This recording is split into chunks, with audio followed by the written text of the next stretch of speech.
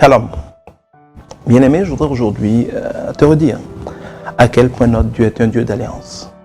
La parole de Dieu présente toujours Dieu comme un Dieu d'alliance. Il dit le Dieu d'Abraham, le Dieu d'Isaac, le Dieu de Jacob, le Dieu de Moïse.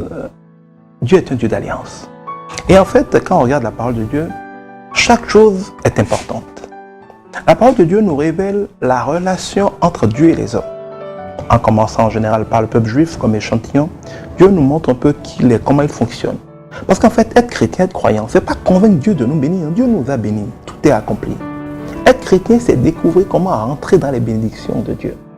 Je donne souvent l'exemple de la radio. Quand vous avez envie d'écouter une émission radio, vous n'appelez pas le patron de la radio pour qu'il commence à émettre. Vous ne priez pas pour que la radio émette. Vous savez que la radio émet en général 24 heures sur 24. Tout est accompli en matière d'émission. Mais c'est à vous de trouver un poste récepteur, de trouver la fréquence de la radio, de vous l'allumer votre radio, de vous connecter à la bonne fréquence et de recevoir en conséquence ce qui est émis. Plus vous êtes sur la bonne fréquence, plus vous entendrez clairement ce qui est émis. Plus vous êtes loin de la bonne fréquence, ou vous ne recevrez rien, ou vous recevrez des émissions parasites, parfois des émissions contraires à celles que vous voulez. C'est pareil pour la parole de Dieu. On ne vient pas à l'église, on ne suit pas Dieu pour qu'il accepte de nous bénir. Il nous a déjà bénis avant notre création. Et tout est accompli. Mais on vient à Dieu pour découvrir quel est le chemin. C'est un peu comme on voit dans les dessins animés, il y a des trésors cachés.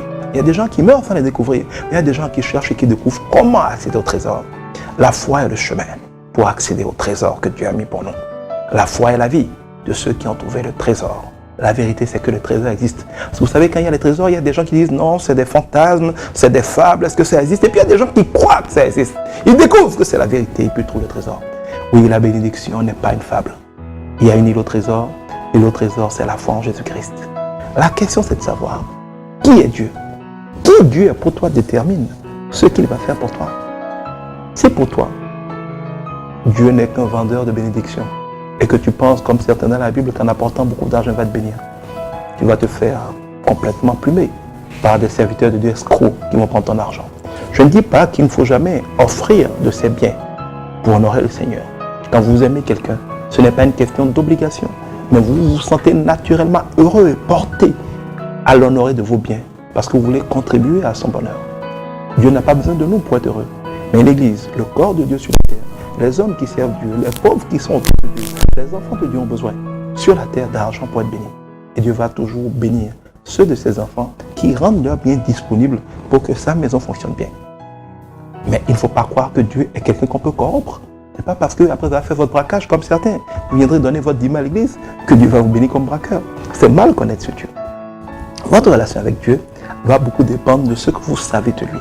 Je vais dans cette série d'émissions vous révéler quelques-unes des relations que nous avons avec Dieu. Dieu n'est pas un sapeur-pompier. Je n'ai jamais vu nulle part où Dieu dit qu'il était le sapeur-pompier et que quand il y avait le feu, on pouvait l'appeler. Le problème, c'est que la plupart d'entre nous attendons qu'il y ait le feu et nous appelons Dieu comme un sapeur-pompier. Dieu n'est pas ce qu'il faut appeler quand il y a le feu. Dieu dit qu'il est l'alpha et l'oméga. En tant qu'alpha et oméga, il veut être le début, le commencement, la motivation, l'objectif, le mobile. On ne pense jamais à lui quand on est à l'alpha. Alors pourquoi es-tu pris en cours de route, tout se passe mal? Quand on méprise l'alpha tout en priant, il est l'alpha, il est l'alpha, il est l'alpha. Alors que dans le fond, personne ne pense à lui quand c'est l'heure de l'alpha. Pourquoi es-tu pris que tout tourne mal? Il est l'oméga, c'est la finalité, c'est ce pour quoi on doit agir, c'est ce vers quoi on doit tendre, c'est ce qu'on doit regarder. Combien de fois dans ta journée, combien de fois dans ton couple, combien de fois dans ton travail, tu as vraiment les regards portés sur Jésus, sur Christ, sur la parole de Dieu, pour voir est-ce que tu es en train de tendre vers ce qu'il a dit. C'est cela en fait Dieu l'a fait l'oméga. Dieu n'est pas la bouée de sauvetage, vous avez mis quelque part qu'il est une bouée de sauvetage. Ce n'est pas quand vous avez fini de vous noyer que vous devez l'appeler. Il est celui avec qui il faut faire les choses. Il dit, recommandez-moi votre sort, je prendrai soin de vous. Il faut avoir mis Dieu en amont. Il faut avoir commencé avec Dieu. Il faut avoir associé Dieu. Il faut avoir recommandé son sort à Dieu pour pouvoir compter ensuite sur Dieu. Mais la plupart des gens ne veulent pas se fatiguer à le connaître. Ils ne veulent pas se fatiguer à le respecter. Ils ne veulent pas se fatiguer à l'honorer. Ils ne veulent pas le mettre dans leur projet. On l'a chassé des écoles au prétexte de la laïcité. On l'a chassé des gouvernements, chassé de la nation, chassé des lieux publics. Et après, on dit, il est où pendant qu'il y a la catastrophe, pendant qu'il y a les attentats? Il est là où vous l'avez mis à la poubelle. Il y a des gens qui l'honorent, ils s'occupent d'eux, ils les protègent. Il y a des gens qui se moquent d'eux, eh bien, ils se moquent d'eux. Il le dit dans le livre de Proverbes. C'est pendant que la sagesse est là, pendant qu'elle t'exhorte, pendant qu'elle t'invite, tu te moques d'elle. Quand tu seras dans la tempête, quand il y aura des ouragans, quand il y aura des attentats, bien Dieu ira. L'expression ira, bien qu'il ira le dernier, a quelque chose de biblique. Dieu dit qu'il ira le dernier. C'est quand il vous exhorte, quand il vous parle, ni moquer de lui. Mais une des relations aussi qui endure nous, c'est la relation de père et enfant. Il dit, je suis le père, vous êtes mes enfants. Quand nous prions, nous disons notre père. Un père, c'est quelqu'un de précieux. On dit qu'il n'y a pas de terre d'ordure pour un enfant. Dieu, s'il est vraiment ton père, ne te mettra jamais dehors. Quels que soient tes péchés, si comme l'enfant prodige, tu te répands, tu viens, il va t'accueillir. Quand tu es dans la maison de ton père, tu ne te demandes jamais qu'est-ce qu'on va manger. On fait à manger, on te force à manger. Quand tu es dans la maison de ton père, tu ne te demandes pas comment tu vas payer le loyer.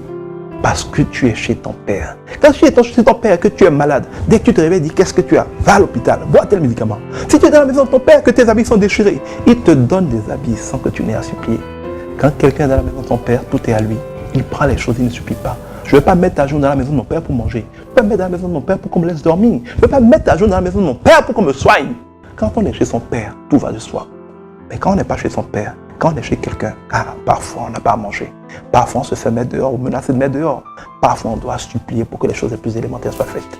Notre Père nous dit, ne vous inquiétez pas pour ces choses. La nourriture, le vêtement, les femmes, les maris, l'argent. Dieu, votre Père, sait que vous en avez besoin. Mais il dit, cherchez premièrement le royaume et la justice de Dieu et toutes ces choses sont données par surcroît. Dieu dit, au lieu d'être un enfant vagabond, un enfant fugueur, qui va à Jonquet, qui de Jonquet appelle le père pour dire, il ne faut pas te fâcher, dans le Dieu, les temps sont durs, il faut m'envoyer un peu d'argent. Le papa intelligent dit, ça a commencé à chauffer. La maman va souvent dire, papa, il faut lui envoyer l'argent, mon enfant va mourir de faim. Mais le papa sage dira, non, s'il a appelé, c'est que ça commence à chauffer, il faut le laisser. Quand ça va bien chauffer, il reviendra à la maison. C'est comme ça que Dieu raisonne. Plus ça chauffe pour toi, plus tu es persécuté, brisé, malmené, brûlé par les épreuves, que Dieu dit, bientôt je l'espère. Comme un enfant prodige, mon enfant viendra à la maison. Parce qu'il a un cœur de père. Il ne veut pas la mort du pécheur. Il ne veut pas que parce que tu as péché, tu fuis. Il veut que tu cours à la maison. Il va célébrer ton arrivée. Il va te mettre des règles. La seule chose qu'il faut faire pour vivre dans la maison de son père, c'est d'obéir. Ton papa peut dire, je ne veux pas que tu reviennes à 23h. Si tu préfères fuguer pour ça, tant pis pour toi, tu vas gérer la vie des gens qui sont libres. Mais si tu acceptes d'obéir à Dieu, de revenir à la maison, tout est acquis. Veux-tu revenir à la maison, subir l'autorité de ton père et recevoir tout en cadeau, ou veux-tu continuer de fuguer? La balle est dans ton camp, c'est un père. À toi d'être un fils. Que Dieu te bénisse.